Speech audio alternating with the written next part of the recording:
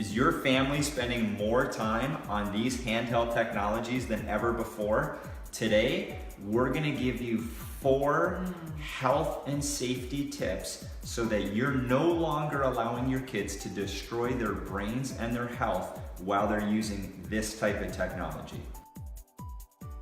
So handheld electronics and technology are literally compromising the brain function across the board, period. And that's something in young children that we really want to make sure that we tackle to prevent future problems. Yeah, this is a huge issue. Research is showing us that when people spend time on these type of electronic devices, the stimulus that goes into their body causes a dopamine response, which in turn causes frontal lobe brain activity very similar to any other type of addiction. So the addiction of someone, for example, who's addicted to cocaine shows as increased frontal lobe activity, and it's demonstrated to be almost identical in people who use excessive electronics. The damaging effects on the brain are becoming more and more well documented. There are over 200 studies that currently show the distraction that it creates, the lack of focus, causing increased neurological problems. We have to have a deliberate solution to make sure we don't destroy the minds of young people. Correct. Solution. Number 1 is you have to have a dedicated time. Do not just let your kids escape to their rooms and be on their electronics. So have a basket that's in a central area where the electronics are, so that you can make sure that you're limiting the amount of time that they spend on it. So whether that you decide as a family that's half an hour or an hour, that's it, that's what they get, and it goes back in the basket at the end, so you can make sure that you're controlling that amount of time that they're actually spending on these electronics. Kids should never take these to bed with them. Studies are showing that 25% of kids under the age of 4 are now using electronics as a pacifier. They take them to bed and it's part of their nighttime routine. The blue light emission that comes off of this is completely unhealthy for the sleep cycle, as well as the detrimental brain activity that comes from it. This should not be used as a pacifier. It should not be used as a replacement for good quality life activities. You have to control the amount of time that is actually spent on these.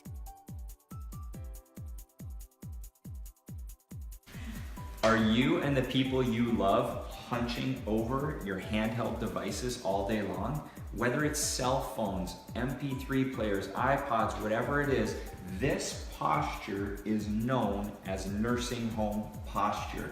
It's also the same posture that people walk around using their electronics all the time. What's the solution for that?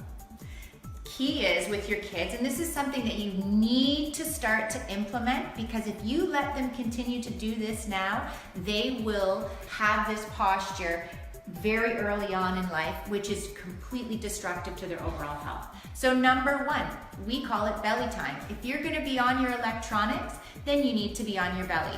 And why? Because when you're on your belly, you're looking at your electronic in this way. So you're actually reversing the posture that you were just demonstrating to us. Yeah. So belly time for kids, especially when they're younger, you need to get them onto their belly, and so that when they're on their electronics for their electronic time, they are actually in the reverse posture, so less destructive to their overall health. Yeah, and as adults, whether you're standing in line at the coffee shop, whether you're waiting for the bus, whatever it is, head down scrolling is no longer acceptable. Chin up, people. We have got to get chin up and electronics up in order to keep our bodies open.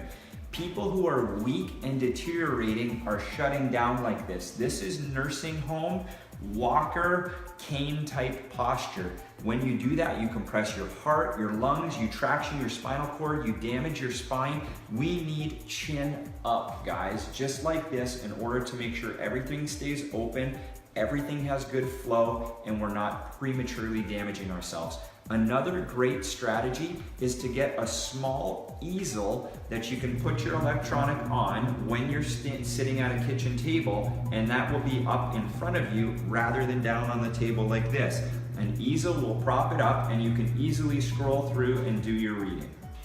So when we were young, we spent most of our summer days and even winter days outside playing. Nowadays, you look around the streets and they're empty. And that's because the majority of kids are inside on electronics. And when they're inside spending time on electronics or Game Boys, whatever that might be, what are they not doing? They're not moving. And this lack of movement is contributing to massive problems in health and overall function in kids. Yeah, so there's the detrimental effects of the handheld electronics, but there's also the problems that are created because kids aren't doing the other things they used to do. A recent study showed that over 80% of kids who enter into kindergarten actually lack the proper motor skill development that they need at that age group. That's not because of the fact that this causes the development issue. It's because this takes the place of the time they would have spent doing that other stuff. If you're stuck in your bedroom on an electronic, you're not playing tag, you're not playing hide and seek, you're not running through the neighborhood, you're not doing those things that kids need for good, proper development. Limit the amount of time that kids can spend on this to 1 hour a day and get them moving.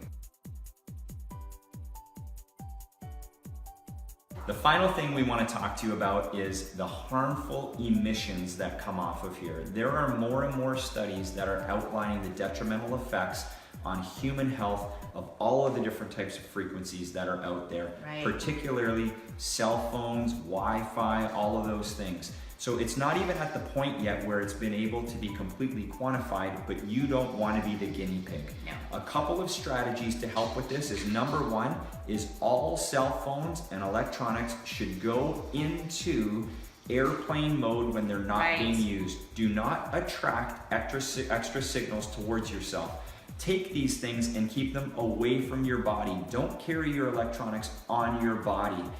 Also, put a timer on your router that turns your Wi-Fi off at night. So while you're sleeping and you're not actually needing to have internet connection, it's shut off and it's not affecting you in your sleep. Put a timer on your router.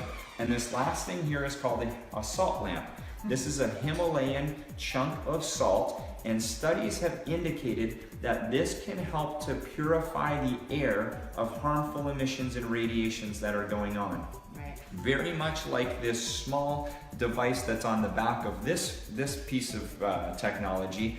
This is designed to help take an abnormal wave that comes off of here and neutralize it into one that's a little bit more easily dealt with in the human body.